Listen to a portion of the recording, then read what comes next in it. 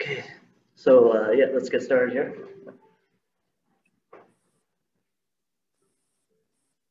Okay, so I'm just going to sit down so David can see me here.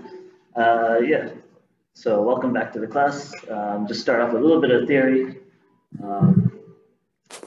So basically, Qigong and Kung Fu go together.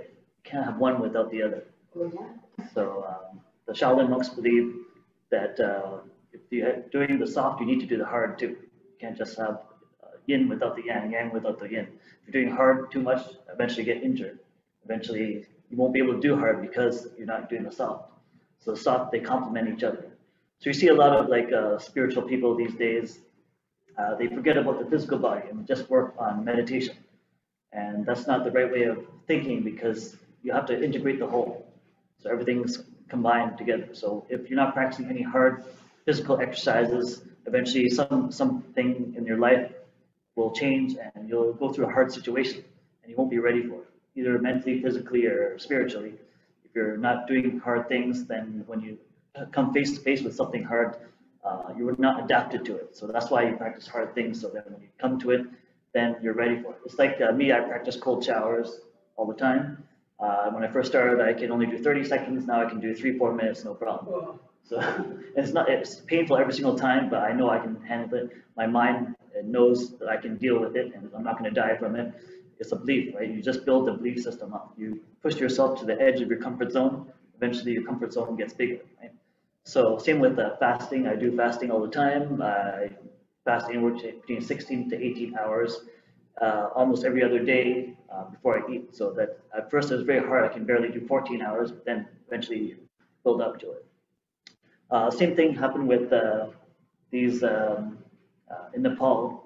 There's these nuns called Buddhist nuns. So all they do is practice meditation and stuff, and just do basic physical stuff like walking up and down the stairs and stuff. But it's really not enough. So they felt like they were getting very, very weak and soft, too soft. So they did, they hired a Shaolin Kung Fu master to go and teach them Chinese martial arts. So you might have heard this in the news. It was in the news many years ago. And then they train very hard. They become stronger, and then they practice weapons and stuff like swords, spears, and stuff. Remember, a weapon's not bad. It's just a tool. It's just your intention behind that makes it bad. So, so they would practice this, and then shortly after, there was an earthquake in Nepal. You might have heard that, a really, really bad one, Kathmandu. See, it was these nuns that came out and started helping people first. Because they're so physically strong, they're almost like superhuman because they did hard and soft together. So they're able to save a lot of people, carry heavy rocks, jump over obstacles, and so they had that internal energy to be able to help people.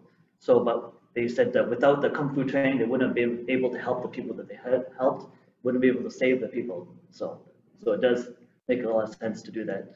And also the Shaolin monks believe that when you practice soft, you build up a lot of internal power. They believe that when your mind is still, then you build up so much internal power, you need an outlet to show this power. And that's why they practice martial arts, to show the outlet for the power. So they build up so much power within that they feel like they can conquer anything in the in this third dimensional world. So that's why they start breaking things over the body. That's why they lie on a bed of nails.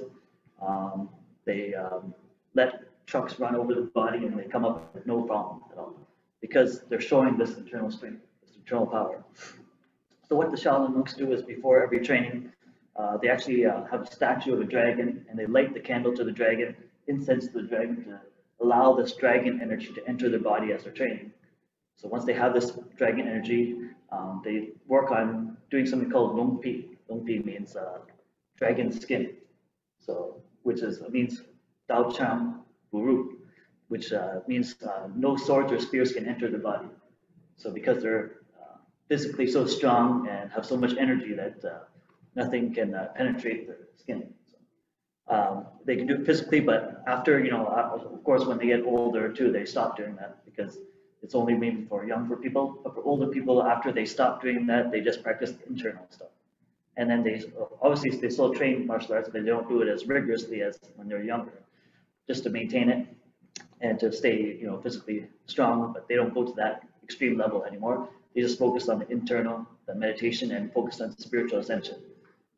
But again, the key message is to integrate the whole, is to not to forget about your physical body and integrate. It doesn't have to be martial arts, but gym training, you know, keep the muscles strong. Again, the more lean muscle you have in your body, the more potential chi you have in your body, potential energy.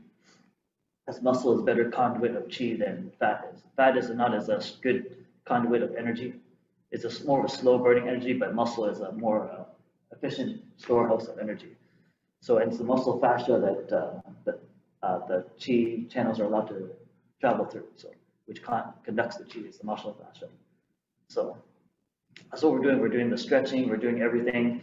Today we're going to do a little bit of a little bit of hard mix with the soft, just so you can have a little bit of workouts, you get the sweat going, and you can actually feel some Kung Fu energy coming through. So